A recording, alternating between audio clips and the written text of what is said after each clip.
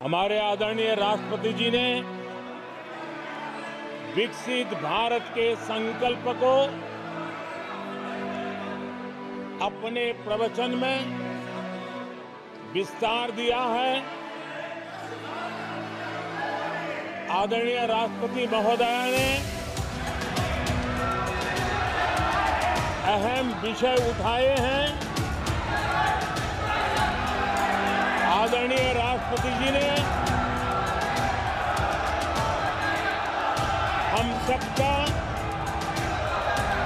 और देश का मार्गदर्शन किया है। इसके लिए मैं राष्ट्रपति जी का हृदय से आभार व्यक्त करता हूं। आदरणीय सभापति जी, कल और आज कई माननीय सदस्यों ने राष्ट्रपति जी के अभिभाषण पर अपने विचार व्यक्त किए हैं। मैं विशेष करके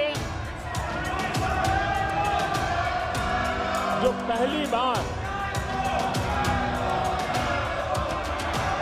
सांसद बनकर के हमारे बीच आए हैं और उनमें से कुछ आदरणीय साथियों ने अपने जो विचार व्यक्त किए, संसद के सभी नियमों का पालन करते हुए किए। उनका व्यवहार ऐसा था जैसे एक अनुभवी सांसद का होता, और इसलिए प्रथम बार आने के बावजूद भी उन्होंने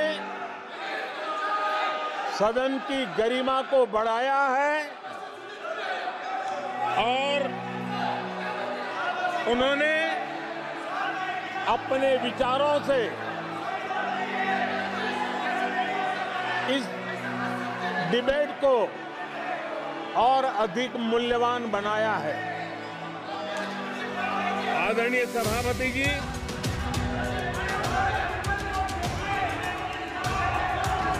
देश ने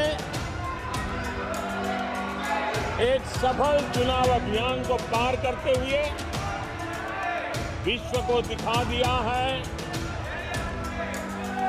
कि दुनिया का सबसे बड़ा चुनाव अभियान था।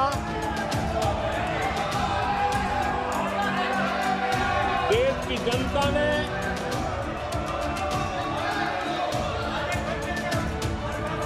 दुनिया के सबसे बड़े चुनाव अभियान में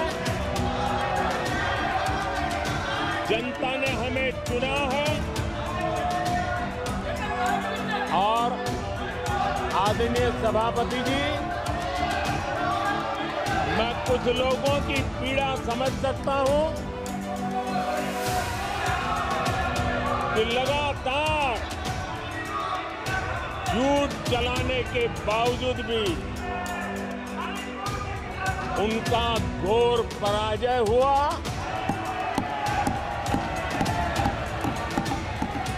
और लोकतंत्र के माननीय प्रतिपक्ष के नेता ये शोभा नहीं देता। आपको पर्याप्त समय पर्याप्त अवसर दिया है, ये शोभा नहीं देता।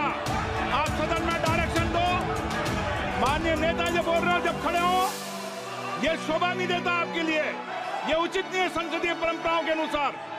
ये तरीका ठीक नहीं है आपका।